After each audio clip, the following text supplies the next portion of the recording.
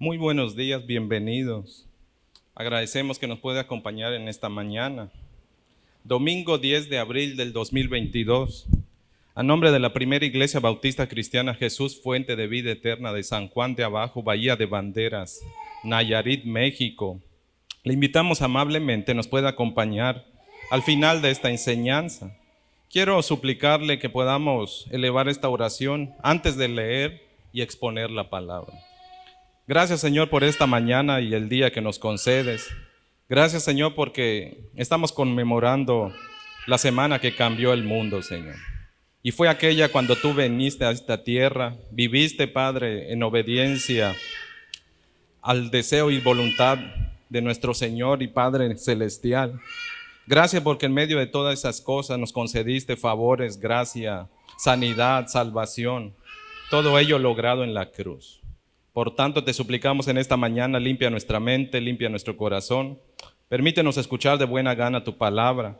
Ayúdanos a entenderla, ayúdanos a atesorarla y que ella dé el fruto para el cual tú la has enviado. Suplicamos también, Señor, que así como tantas veces lo hemos hecho, que tu Santo Espíritu habla la palabra para nosotros y que nuestro corazón también, a través de la actividad de tu Santo Espíritu, sea abierto para que tu palabra halle cabida, Señor, y rinda el fruto para la cual tú la has enviado. En Cristo Jesús. Amén. Quiero invitarle amablemente, me acompañe al ya, archiconocido libro de Juan. Pero quiero hoy volver a un episodio muy importante en ese libro de Juan. Y precisamente tiene que ver con este aspecto que empezamos a conmemorar de este domingo hacia el próximo. Esta es la semana que cambió al mundo, dicen por ahí los estudiosos. No por los días en sí mismos, sino por quien vivió en estos días, aproximadamente, por cierto. Y la obra de este hombre, Jesucristo, hombre y Dios, por cierto, cambiaron rotundamente el devenir de la historia. Y no solo el de la historia suya, mi propia historia, ha sido cambiada para bien a través de la acción de Jesucristo en estos días. Le reitero la cita, Juan capítulo 12, versículos del 12 al 19. Dice la bendita palabra de Dios. Si usted tiene la Biblia Reina Valera en su revisión 1960, va a ver que el título dice La entrada triunfal en Jerusalén. Dice la bendita palabra de Dios. El siguiente día, grandes multitudes que habían venido a la fiesta, al oír que Jesús venía a Jerusalén, tomaron ramas de palmera y salieron a recibirle y clamaban: Hosana, bendito el que viene en el nombre del Señor, el Rey de Israel. Y halló Jesús un asnillo y montó sobre él, como está escrito: No temas, hija de Sión, he aquí tu rey viene montado sobre un pollino de asna. Estas cosas no las entendieron sus discípulos al principio, pero cuando Jesús fue glorificado, entonces se acordaron de que estas cosas estaban escritas acerca de él y de que se las habían hecho. Y daba testimonio la gente que estaba con él cuando llamó a Lázaro del sepulcro y le resucitó de los muertos, por lo cual también había venido la gente a recibirle, porque había oído que él había hecho esta señal. Pero los fariseos dijeron entre sí: ya veis que no conseguís nada, mirad, el mundo se va tras él. Dios bendiga su palabra. Puede tomar asiento. El título de la enseñanza de esta mañana es Jesús, bendito Rey de paz. Jesús, bendito Rey de paz.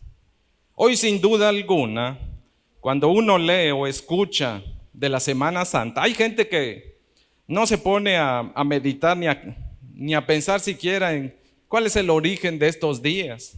¿Por qué de repente cierta parte del mundo interrumpe sus actividades y las destinan para otras cosas?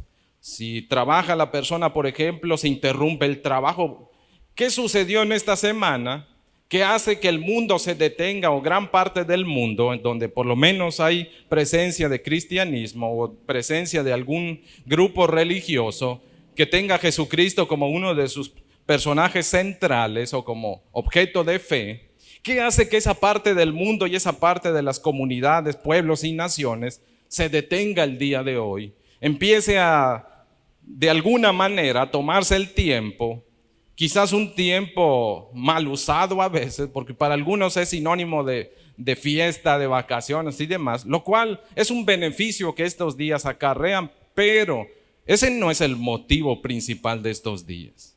En este pasaje que Juan detalla, y que algunos van a decir a modo de conmemoración, este domingo precisamente para nosotros equivaldría más o menos a aquel día en el que Jesucristo llegó por última vez a Jerusalén. La última visita, la más difícil, porque Jesús sabía que no iba a salir vivo de Jerusalén. Que esta última visita en sus 3 años de ministerio, Jesús ya no iba a regresar, al menos en el modo en el como él iba llegando. Juan nos invita para rendir adoración, así como lo hicieron aquellas multitudes que recibieron a Jesús en aquellos días de fiesta en Jerusalén. Juan nos ha dicho en el capítulo 11, eran días de fiesta, era el día de la Pascua seguramente por la forma en que se estaban llevando a cabo ciertos eventos. Juan, la parte final del capítulo 11 nos dice que algunos de mucha gente de las que llegaban, de los peregrinos, se tomaban ciertos días previos para toda una cuestión de rituales, limpieza, preparar sus ofrendas y demás. Y es en esos días en los que Jesucristo llega, meses antes probablemente, si no es que semanas quizás, nada más. Había acontecido uno de los eventos más grandes que Israel había escuchado. Y eso es el que Jesucristo le revivió a Lázaro.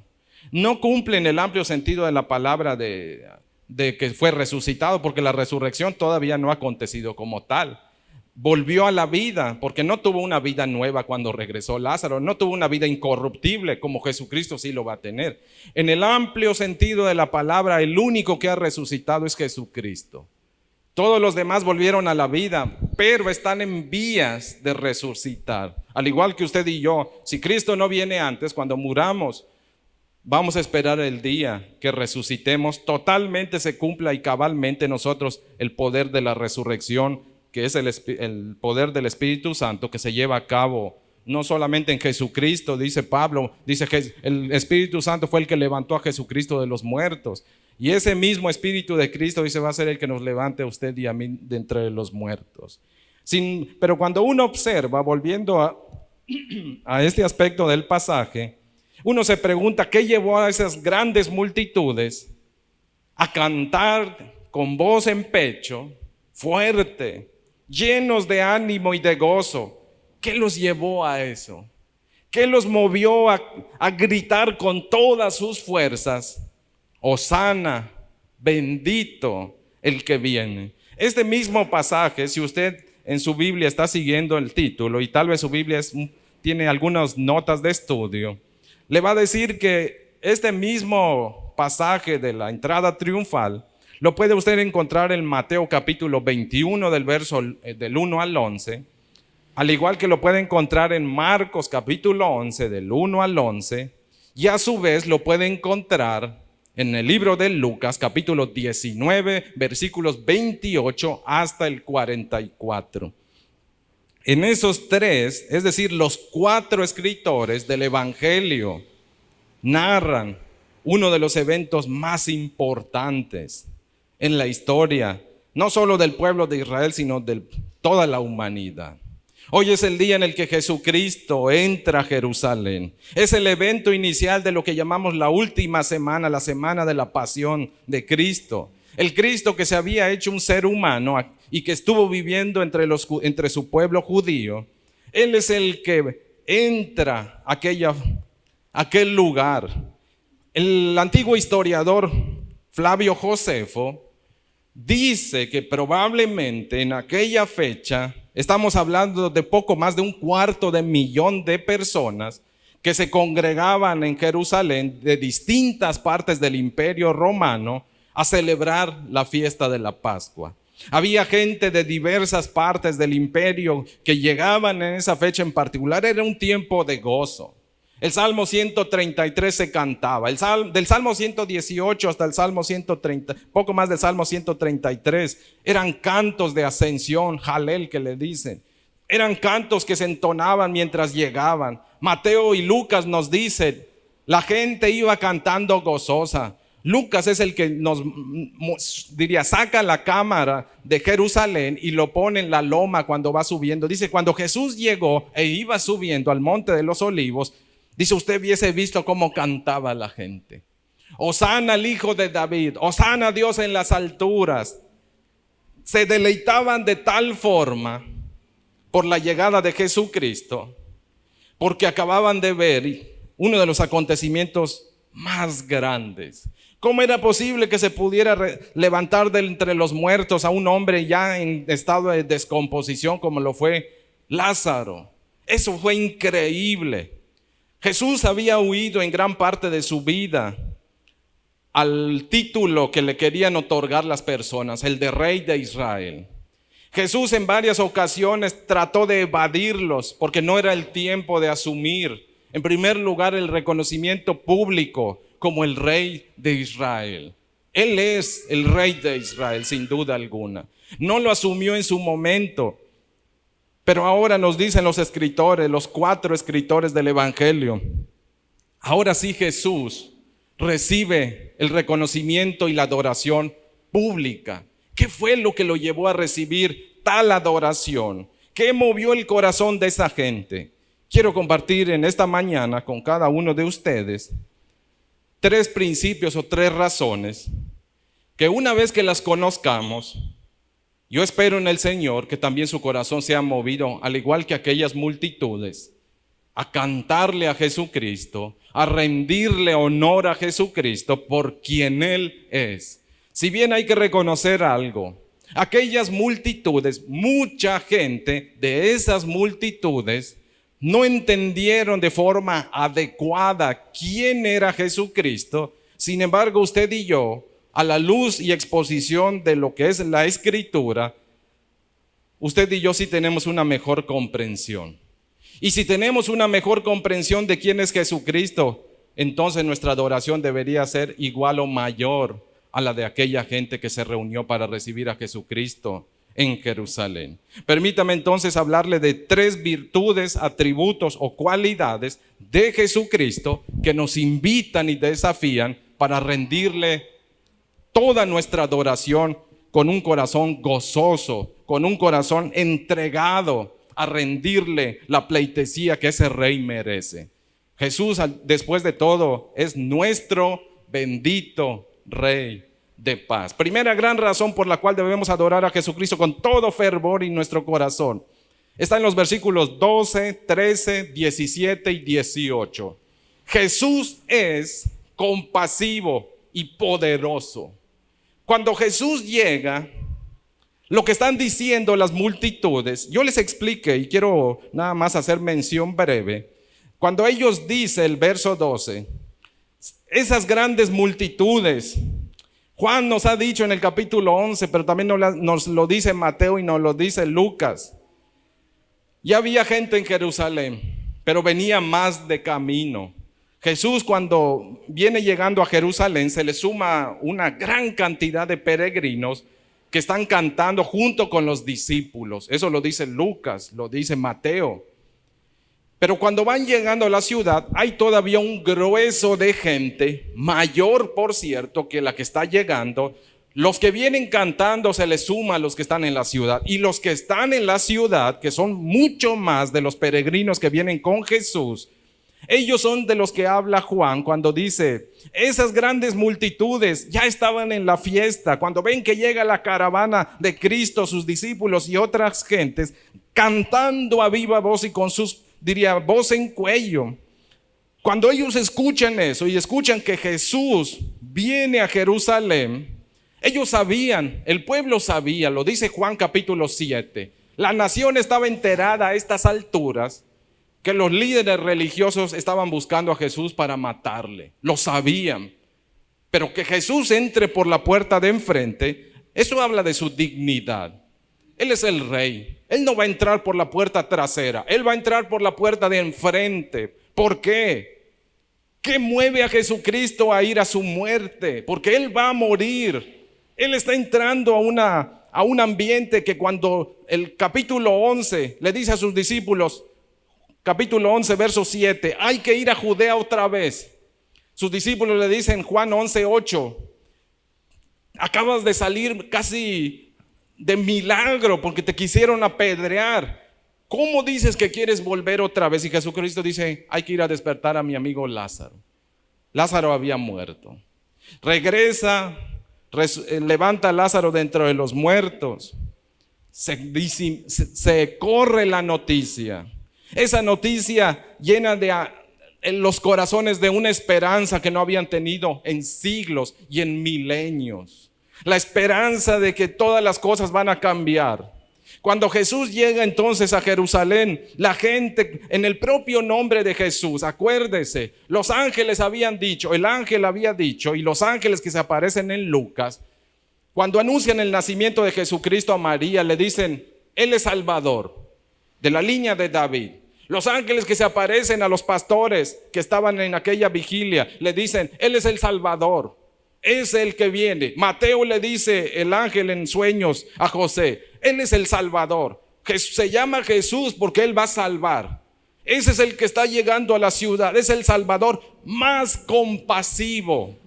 Nunca se ha visto tal ternura. Cientos de miles van a Él porque nadie había escuchado semejante ternura, tanto amor. Es alguien fuerte, poderoso.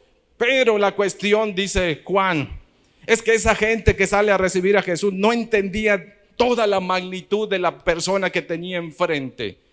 De hecho, ellos cuando salen, esa expresión, salieron a recibirle. Verso 13, tomaron ramas de palmera y salieron a recibirle. En el año 161 antes de Cristo y también en el año 164 antes de Cristo y 141 antes de Cristo, hubo un grupo de gente llamado los Macabeos que habían logrado hazañas importantes para la nación. Se levantó una guerra civil, una persecución por parte de los sirios, egipcios y sirios contra los judíos. Hubo toda una clase de aberraciones. Ahí se menciona un fulano bastante soberbio que algunos van a decir es la primera imagen o el ejemplo, el prototipo, el tipo, es decir, alguien que muestra una sombra sobre lo que va a ser el anticristo, Antíoco Epífanes IV. Él es el que entra al templo, lo profana porque sacrifica un cerdo en el altar. Es el del que se habla tan desdichadamente en la historia de esos tiempos en Jerusalén. Y es ahí donde se levanta una familia de sacerdotes que se apellidaban los Macabeos, los del martillo, de hecho significa. Y esa familia hace grandes hazañas. Cuando ellos logran sacar a esos invasores que profanaron, prohibieron la sinagoga, los servicios en el templo, cuando esta familia se levanta en armas y logra expulsar a los invasores y restituir la adoración a Dios, la rededicación del templo en los Macabeos 164 a.C. y 141 a.C., ahí es cuando la gente asocia las palmeras para recibir a los conquistadores victoriosos. Ahí empieza a utilizarse las palmeras, que esta gente en Juan vaya. Por cierto, dicen, ¿dónde van a conseguir palmeras en Jerusalén? En Jerusalén no hay tantas palmeras, pero sí en Jericó, y Jericó no está muy lejos. De ahí seguramente, y eso lo dice Josefo en sus antigüedades, de Jericó se mandó traer palmeras, porque la conmemoración de recibir a un gran conquistador, a un gran guerrero,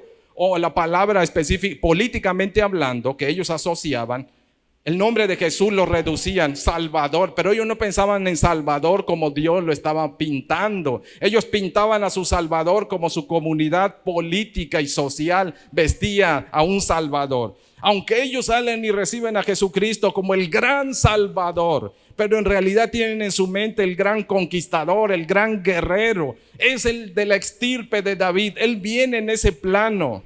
Ellos piensan, merece nuestro respeto. La palabra o el verbo recibirle era la recepción que se hacía a los monarcas, a los guerreros. Cuando usted ve en las películas, si usted vio por ejemplo la de Gladiador, ¿se acuerda cuando entró el usurpador, aquel que mató al Papa, según dentro de la trama de la película, que entra en un desfile y los cantos, la guirnalda en su cabeza? Ese aspecto es lo que llamaban ellos la recepción, es recibir al conquistador. La gente de Jerusalén está haciendo eso. Están recibiendo al gran Salvador. Ellos dicen, no escucharon lo que sucedió. Juan nos dice, esa gente está ahí porque escucharon el evento más grande que ha sucedido. Se levantó a una persona en estado de descomposición desde la tumba. No la levantó de camino como Jesús. ¿Se acuerda de aquella niña que hay un velorio, Jesús se topa con el velorio? Dicen por ahí, Jesús es el único que puede convertir un velorio en fiesta por su poder que tiene sobre la muerte. De hecho, convirtió el velorio de Lázaro en la más grande fiesta de todo Israel, porque lo celebraban. Tal es así que los propios líderes judíos, capítulo 12, versos del 9 al 11, dicen, hay que matar a Lázaro también, porque por culpa de Lázaro, tan magno evento está haciendo que se nos vayan de las manos el cariño y el corazón de la gente, porque lo que deseaban los fariseos era tener a la gente comiendo de sus manos en ese aspecto, controlada y demás. La gente sale entonces, las palmeras pasan a ser un símbolo de recepción a los conquistadores, a los poderosos, una recepción formal a alguien que merece respeto. Ellos mezclan esa cuestión política. Cuando gritaban, clamaban. Clamar es gritar con voz en cuello. Gritaban luego una palabra aramea, pero que también venía del hebreo. Hosana es transliteración del arameo. Significa Jehová salve, Jehová ayude. Viene del hebreo Osiana o Oshana. Oshana es lo mismo en este caso. Esta palabra se utilizaba para hacer aclamaciones. Tenía un doble fin. Por un lado era un grito de ayuda, desesperada por ayuda. Sálvanos, oh Dios, ayúdanos, oh Dios, socórrenos, oh Dios. Pero también es un grito de respeto a una persona importante. Lo que están diciendo es, Jehová, lo que dicen en parte es, te alabamos, te honramos. Las dos cosas decían. En términos políticos es vitorear, es como decir, viva el rey, que viva el rey. Están vitoreando, pero a la vez es un clamor desesperado a un Salvador de gente que está en una condición miserable, débil, oprimida. Esta gente oprimida le dice al Salvador que va entrando, sálvanos de donde estamos, rescátanos de donde estamos. Eso significa Hosana. Es parte del Salmo, de hecho, la gente está gritando y cantando el Salmo 118, verso 25. Ahí dice eso. Mateo 21:9 nos recuerda, sí, decían Hosana, Hosana al Hijo de David, Hosana a Dios en las alturas, finaliza parte de ese pasaje. Jesús es el Salvador lleno de compasión. Lo ha demostrado con sus amplios milagros. Ha hecho tantas sanidades. Ha demostrado su bondad por todos lados de Galilea y Jerusalén, o de Judea en este caso. Mateo 11:5 nos dice, sí, ha sanado cojos, ha hecho oír sordos, ha devuelto la vista a los ciegos, ha limpiado leprosos, ha levantado muertos. Y el de Lázaro, dicen, es el evento más increíble y de compasión que nos ha mostrado Jesucristo. Lo repite en Mateo 15:31. Es tan bondadoso, tan compasivo, que su amor no tiene límites. Que todo lo que Jesús está haciendo es un papel de salvador. Nos está salvando, nos está socorriendo. Verso 17 de este mismo capítulo 12. La gente le contaba a todos los demás. Los que sabían le contaban a los que no sabían y les decían, estuvimos ahí cuando Jesús llamó a Lázaro de entre los muertos. Hubieses visto eso. De hecho, cuando movieron la piedra, salió el hedor. No estaba durmiendo, no estaba en un estado catatónico, es decir, que parecía muerto, pero no lo estaba. Estaba muerto hasta la última célula de su cuerpo. Ya apestaba. María lo dice cuando Jesús le dice, muevan la piedra. Y ella dice, Señor, ya apesta. Ya está en estado de descomposición, para que no le quede lugar a dudas a ninguno de los que estuvieron presentes. Lázaro no estaba medio muerto, estaba absolutamente muerto a tal grado que estaba en descomposición. La gente dice, lo hubiesen visto semejante. ¿Quién tiene tal poder? Ni David, ni Salomón, ni ninguno de los grandes reyes y salvadores del Antiguo Testamento tiene tal poder para salvar como este rey que viene entrando. ¿Cómo no le vamos a cantar? ¿Cómo no vamos a vitorear su nombre y le vamos a suplicar? Sálvanos y ayúdanos, si Él es poderoso, pero es compasivo y tierno. Porque dicen que se le acerca aún los pecadores, las ex prostitutas lo buscan, los publicanos comen con Él. Merece ser vitoreado, exaltado, alabado. ¿Cómo no cantarle? Ahí está la gente. Dicen, pero es poderoso, es muy poderoso. Ahí donde lo ven, dice la gente, tiene poder sobre los demonios, tiene poder sobre las enfermedades. Sus discípulos pueden decir, tiene poder sobre la creación. ¿Se acuerdan cuando estábamos en aquella tormenta que casi nos moríamos? Él cayó la mar y los aires. ¿Se acuerdan cuando íbamos cruzando el río, el mar? Y estaba la tormenta y batallamos y no pudimos hacer que el bote llegara al otro lado de la orilla. No podíamos llegar a nuestro destino. Él venía sobre las aguas. ¿Se acuerdan de aquella vez que teníamos hambre? No había que comer. A Felipe le dijo, ¿qué vamos a hacer? ¿Qué pueden hacer? Dice, pero él ya sabía qué iba a hacer. Multiplicó, no una, por lo menos 2 veces, panes y peces, para darle de comer a una vasta cantidad de gente. Es un Salvador poderoso, dicen. Por eso en aquella ocasión, Juan capítulo 6, verso 15, lo que hicieron cuando vieron que multiplicó los panes y los peces, dijeron, de aquí somos. Vamos a hacerle rey para que nunca nos falte de comer. Y quisieron tomar a Jesucristo. Juan capítulo 6, verso 15, Jesús, viendo que lo iban a la fuerza y a la brava lo querían hacer rey, se apartó de ellos. Después de ese está el evento de que Jesús camina sobre el mar. Juan capítulo 6.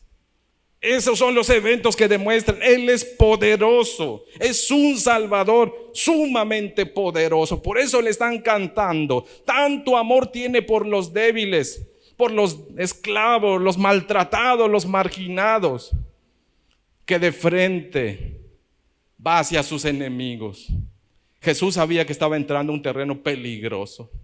Lo buscaban, dice Juan capítulo 11, verso 53, decidieron matarlo. Versos 56 y 57, cualquiera que tenga reporte de Jesús, díganoslo ahora y nosotros nos hacemos cargo de él, le habían dicho a toda la gente que llegaba a la fiesta. Tantos ojos, y ahí viene entrando Jesucristo por el frente. ¿Por qué nadie lo delata? Dicen los estudiosos, todo el plan diabólico de aquellos líderes que odiaban a Jesucristo, no podían creer lo que estaban viendo. Mientras lo buscaban hasta debajo de las piedras, y ahora viene entrando por el frente. ¡Qué valor! ¡Qué valentía! Pero ahora que la gente lo esté vitoreando, que esté cantándole, los propios fariseos dijeron, se nos complica el asunto. Los otros escritores bíblicos van a decir que ellos deciden que no sea durante la fiesta, porque puede haber una revuelta. Pero lo que no sabían es que Dios había destinado que no terminara la Pascua sin que Jesucristo hubiese entregado voluntariamente su vida. Aún los propios fariseos y los otros líderes judíos, sumado el sumo sacerdote, pensaban que el llevar a cabo su plan no se iba a poder concretar en esa semana. Ellos mismos dudaron de sus planes. Pero aquel poderoso Salvador, precisamente a eso iba a morir. La gente está cantando el gran amor, pero lo que no debemos nunca ignorar, y por eso Jesús merece nuestro respeto, es que el Señor fue a la boca del león. A la boca del lobo, a la guarida de los lobos se estaba metiendo y como una oveja estaba entrando. Iba a morir de frente. ¿Quién en su sano juicio sería capaz de ir a un lugar que sabe que lo están esperando para matarle? Solo alguien que ama mucho, solo alguien fuerte, que tiene un buen motivo. El motivo es el amor de Dios. Lo impulsa el amor. El poder del Salvador está por sobre todo, sobre las enfermedades. No hubo enfermedad que Él no pudiese curar. Al instante, dice Lucas, cuando cura a la suegra de Pedro. Al instante se va el demonio que estaba en la sinagoga, capítulo 5 de Lucas. Juan nos va a decir, hubiesen visto también aquel paralítico, Juan 5. No solo el paralítico, hubiesen visto al ciego de nacimiento, Juan 9. Pero no solo eso, dice, no solo tiene poder sobre todos ellos. Increíblemente, dicen, el poder de ese Salvador aún domina sobre la muerte. Véanlo, dice la gente. Vean a Lázaro. Lázaro es la prueba viviente de que ese Salvador no tiene límite. Su poder es grande. Por tanto, por supuesto que debemos gritar con viva voz: Hosana, bendito el que viene en el nombre del Señor. Hosana, te adoramos, Salvador, compasivo y poderoso. Eso está haciendo la gente en el versículo 13. Mire qué dice la Escritura. Éxodo 15:2, Nueva Traducción Viviente. El Señor es mi fuerza y mi canción. Él me ha dado la victoria. Él es mi Dios y lo alabaré. Es el Dios de mi Padre y yo le exaltaré. Eso es lo que se merece nuestro Dios. Él es nuestro Dios. No solo eso, la segunda razón por la cual debemos exaltar el nombre de Dios, versículos 12 y 13. Jesús es bendito y lleno de autoridad. ¿Qué significa que Jesús sea bendito? Que Él es el canal de bendición más grande. El único canal a través del cual fluye el favor de Dios hacia el hombre. Todo el bien, todo el amor, toda la misericordia que necesitemos, hay una sola fuente: Jesucristo. Eso significa que Él es bendito, lleno del favor de Dios. Es un poderoso Salvador que cuando te extiende la mano es como si Dios mismo estuviera dándote la mano. No es cualquier hombre, es la presencia de Dios extendiendo sus favores. Diría Juan capítulo 1 verso 14. Es el Dios que se vistió, levantó una tienda, un campamento, un tabernáculo en forma humana. Y cuando lo mirabas, la parte final del verso 14, Juan 1:14, lleno de gracia y de verdad. ¿Sabe qué significa gracia? Gracia es el poder de Dios actuando en favor de aquellos que no lo merecen. Usted y yo no merecíamos la gracia de Dios, pero aquel poderoso Salvador, Jesús, es el benefactor más generoso. No existe nadie como Él. Nadie beneficia tanto una vida como Jesucristo. Nadie puede hacer como lo que Jesucristo ha hecho y demostrado a lo largo de la historia. Siempre dio a manos llenas, siempre dio con abundancia, con amplia generosidad al débil, al enfermo, al desvalido, al necesitado. Siempre lo hizo. Lucas capítulo 5 verso 26 nos lo indica.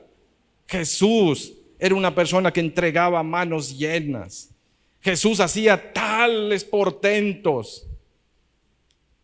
Dice que Lucas 5:26 que la gente empezó a ver tantas maravillas que dijeron, glorificaban a Dios porque dijeron: lo que acaba de suceder es increíble. Cosas maravillosas a través de Jesús. Aún María en capítulo 11 de Juan le dice a Jesucristo: yo sé que lo que tú le pidas a Dios, Dios te lo va a conceder. Eso significa ser bendito, que está conectado de tal forma con el cielo. Aún lo dice, Jesús lo dijo al inicio.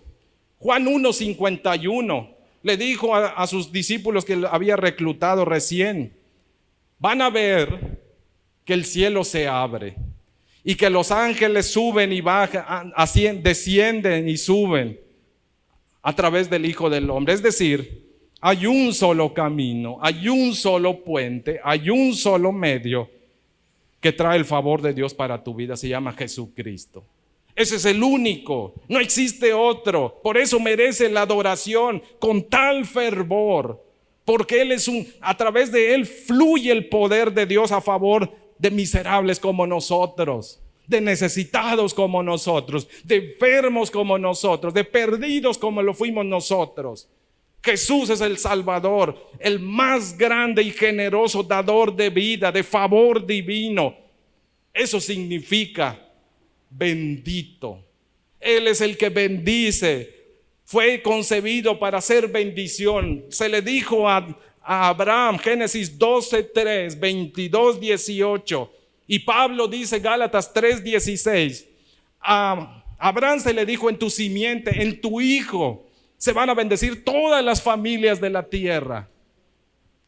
Dice Pablo, Gálatas 3:16, Jesús es el Hijo que trae bendición a todo el mundo, a todas las familias. Él es el único canal que abre el cielo y favorece y bendice con el poder y la gracia de Dios a quien no lo merece. Jesucristo es su nombre. Él es el único. Por eso, como su amor es tan grande, tan generoso, hay que cantarle, hay que exaltarle.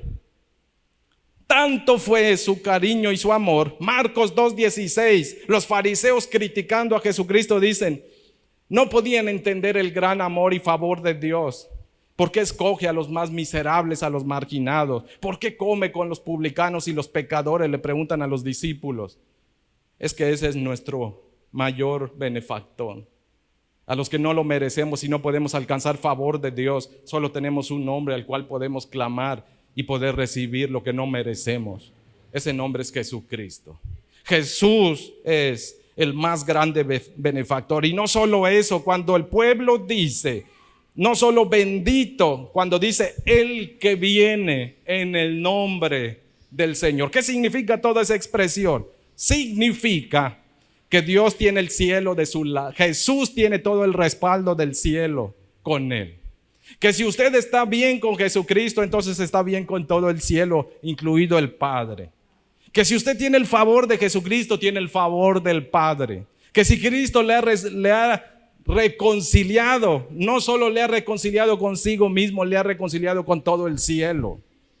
Por eso podemos a través de Jesucristo acceder al cielo, porque Él ha hecho por nosotros, por cada uno de nosotros, lo que en autoridad ha recibido. Él tiene todo el respaldo del Padre para hacer lo que hace. Las multitudes aclaman a Jesucristo citando parte del Salmo también. Salmo 118:26 es donde dice, bendito el que viene en el nombre del Señor.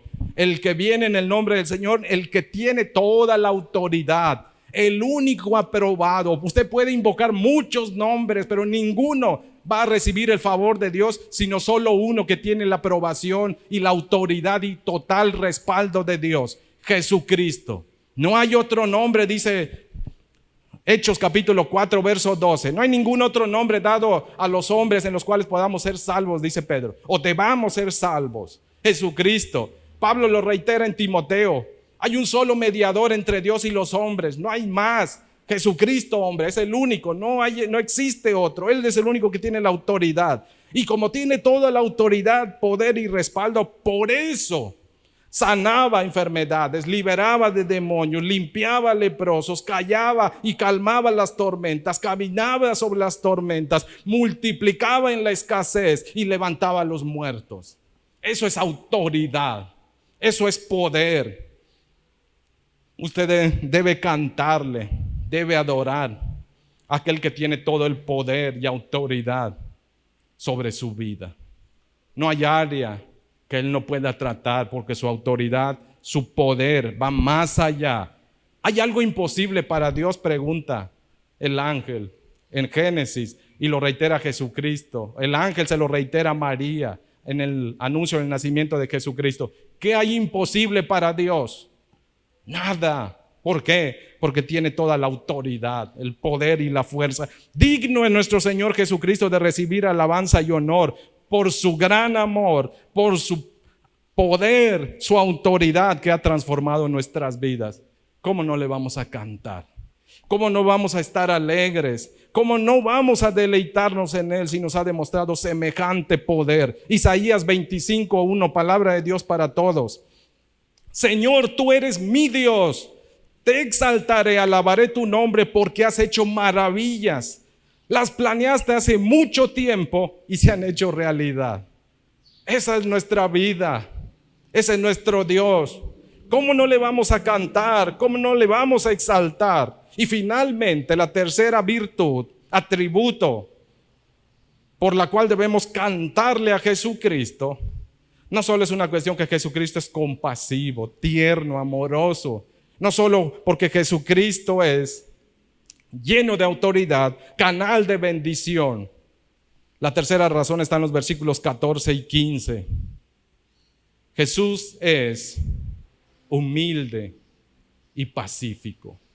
¿Qué significa eso? Jesucristo no vino a condenar. Jesucristo entra aunque la gente lo recibe como un salvador, conquistador de aquellos tiempos. Que ellos le canten a viva voz con palmera en mano. Que reciten Salmo 118, verso 25, verso 26. Y que lo llamen solamente Rey de Israel, lo cual no están equivocados, pero tenían que aprender a ver a Jesucristo más allá de lo que están viendo sus ojos. Jesucristo no solo es Rey de Israel. Juan 12:47, Él es el Salvador del mundo. Vino a salvar al mundo. Hay que verlo en esa magnitud para adorarlo como deben. Jesús es el Rey de la humildad. No existe persona más humilde que haya pisado esta tierra como Jesucristo. Que Jesucristo pida prestado, dice Mateo, Marcos y Lucas. ¿Dónde está su ejército? ¿Dónde está su armamento? ¿Dónde está su armadura? ¿Dónde está todo su séquito? ¿Quién lo sigue? Es que es un rey humilde. Por eso le va a decir a Pilato, mi reino no es de este mundo. Por eso llega a entregarse como un cordero, dice Juan, Él es el Cordero de Dios. Y vamos a explicar en esta semana qué significa en el amplio sentido esa descripción del Cordero de Dios. Pero los tres escritores, sumado Juan, los cuatro en este aspecto, pero los tres, Mateo, Marcos y Lucas, dicen, aquel burrito que Juan nos dice, y halló Jesús un asnillo y montó sobre él como está escrito. La gente vitorea y canta un Jesucristo conquistador, pero a partir del versículo 14 Jesucristo quiere hacernos entender qué tipo de rey es. Él no es el rey que viene a matar, Él no es el rey que viene a destruir, Él no es el rey que viene a condenar sin antes escuchar al débil. Él no es el rey que viene a marginar a la gente. Él no es el rey que viene a olvidarse del necesitado. Él no es el rey que viene a sacar provecho para sí mismo. Él es el rey que viene a entregarse para favor de los demás. Llega, dicen los tres escritores bíblicos. Por cierto, Jesucristo dice, el burrito en el que llega montando no es de él, dice. Fue prestado. Pablo va a decir en el Nuevo Testamento, se hizo pobre para que fuésemos enriquecidos. Entra el rey de una forma humilde, que un monarca entrase en un burrito, le estaba diciendo a la gente que lo recibía, vengo en paz. No vengo a juicio, vengo a hacer una tregua, vengo a favorecerles. No tengan miedo, no teman, dice el escritor en el versículo 15, que está citando, por cierto, el Antiguo Testamento. Jesús llega en un burrito prestado, eso es humildad. Tanta grandeza contenida de manera tan humilde y tierna. Ahora sí, Jesucristo le recibe la alabanza a la gente y se presenta como lo que es, un rey de humildad. Él es el rey esperado, como anuncia el versículo 15. No temas, hija de Sión, he aquí tu rey viene montado sobre un pollino de asna. Jesucristo, de acuerdo a Sofonías capítulo 3, versos 14 y 15. En Sofonías 3, 14 y 15, el profeta le dice al pueblo, canta con alegría, gózate delante del Señor. porque viene tu rey. Zacarías 9:9 dice, no solo viene tu rey, poderoso Salvador, dice, pero humilde. Por eso viene en un burrito, dice. Por eso viene montado. Yo no sé si usted puede dimensionar lo siguiente, cómo alguien tan fuerte, valeroso y poderoso puede tratarnos con tal ternura. Que Él haya contenido en humildad, en bondad, su gran poder. ¿Sabe quiénes van a ver? Y van a lamentar no haber aprovechado la misericordia y la ternura y la humildad que Jesucristo les extendió, los que vayan al infierno. Ellos van a entender por qué no aceptamos a ese rey cuando nos ofreció su tregua. ¿Por qué no aceptamos a ese rey cuando en su ternura, cariño y amor, en su sencillez nos tendió la mano? Le empujamos y despreciamos, le golpeamos, le escupimos, lo mandamos a la cruz. Pero ay de aquellos que tratan a ese gran rey, que en humildad, conteniendo su poder, le desprecien la ayuda que Él tiende. Dice Juan, que no les engañe la vista, humilde pero poderoso, lleno de la total autoridad divina, no lo menosprecien. Verso 16, se desconciertan los discípulos. ¿Por qué se desconciertan? Porque ellos, al igual que la gente, tenían la imagen de un rey, un conquistador y salvador distinto. Que entre Jesús en un burrito, ellos saben que está transmitiendo una idea que a ellos no les cabe en la cabeza. ¿Qué viene a hacer entonces Jesús? ¿Por qué acepta ahora la alabanza, pero por qué se presenta sin ejército? ¿Por qué no reúne a todo el pueblo y nos deshacemos de los romanos? ¿Por qué no está pasando nada de eso? ¿Por qué en vez de eso Él entra en silencio? ¿Por qué? Porque en su plan, en su proyecto, la humildad que Dios le ha dado a Jesucristo nos va a mostrar a un rey tierno. Lucas capítulo 4 versos 42 y al 43 nos dicen que antes Jesucristo había evadido cierto grupo de gente porque hubo gente que quiso retenerlo a la fuerza. A Jesucristo no se le recibe a la fuerza, se le recibe con total voluntad, en amor, de buena gana.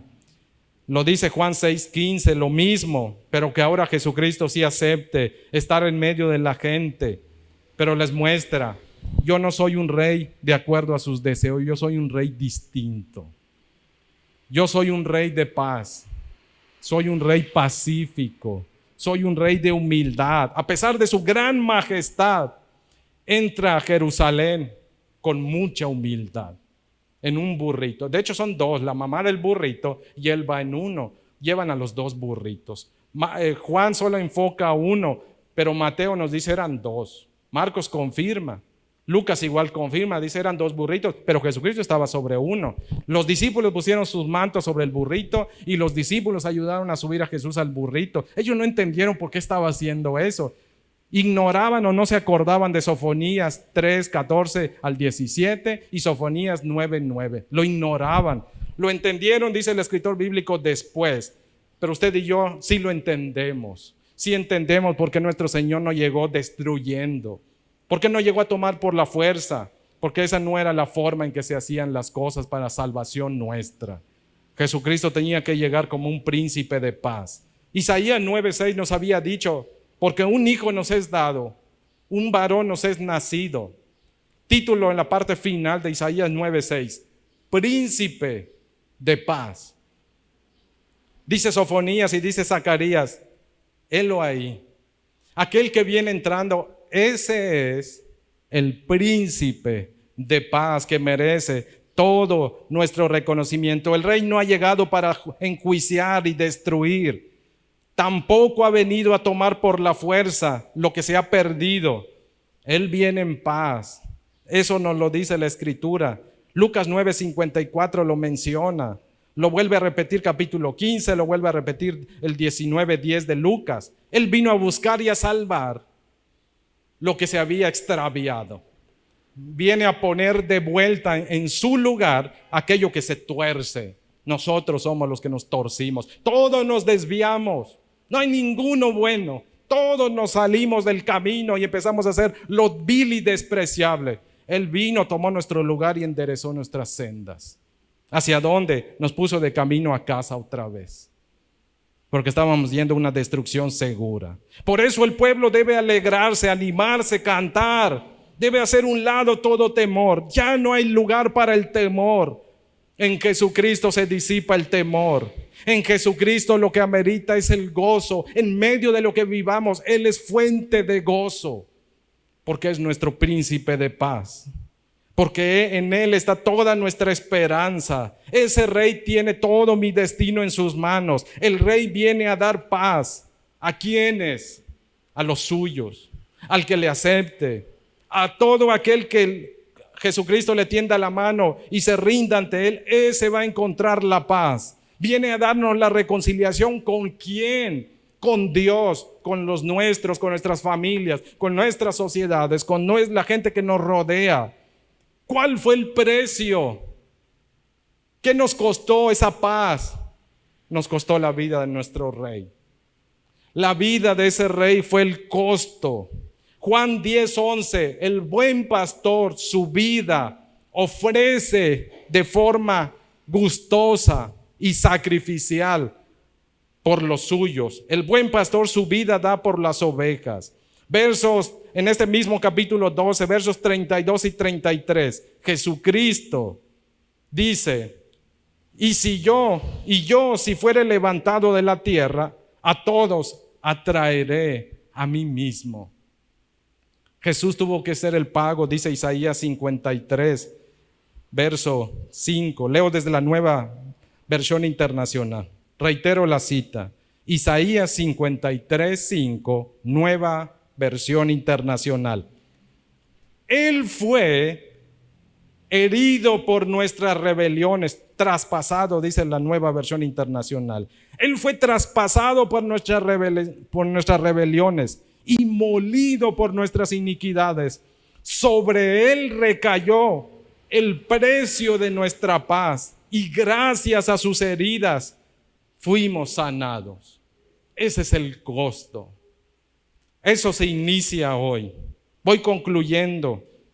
Hoy Jesús continúa presentándose frente a nuestras vidas con gran bondad, humildad y poder. ¿Cómo vamos a responder y reaccionar ante Él? ¿Acaso le vamos a bendecir, le vamos a exaltar, le vamos a cantar con todas nuestras fuerzas como la multitud? ¿O quizá vamos a permanecer desconcertados, confundidos, absortos como los discípulos?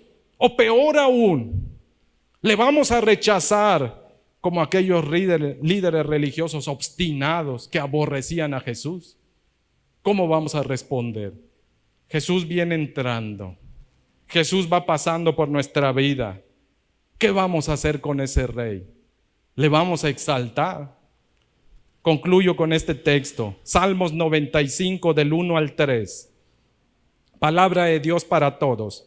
Vengan, cantemos con alegría al Señor. Alabemos a nuestra roca, al que nos salva. Vayamos a su encuentro con canciones de agradecimiento. Démosle honra con alegres canciones de alabanza. Porque el Señor es gran Dios, el gran Rey que gobierna a todos los que se llaman o dicen ser dioses, pero no lo son. Hay un solo Dios, un solo Rey, un solo Señor que merece nuestra total dedicación, canto, euforia para adorarle y exaltarle. Se llama Jesucristo. Le invito amablemente a ponerse sobre sus pies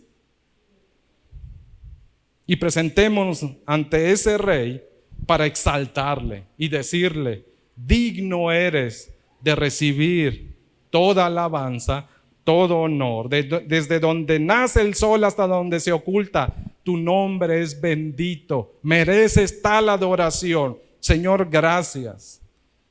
Gracias por la compasión que trajiste a este mundo. Nadie había visto tal amor como el tuyo, Señor.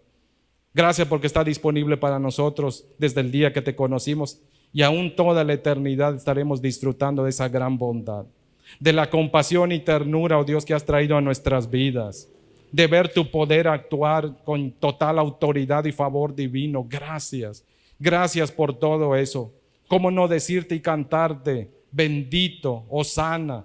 Tú te mereces toda esa adoración por todo lo que has hecho. Gracias por demostrarnos que tú estás al control y tienes absoluto poder sobre todas las circunstancias que vivimos en esta tierra. Gracias, Señor, porque esta tierra no es el destino final que has preparado para nosotros, sino que nos has reservado un lugar maravilloso en tu presencia.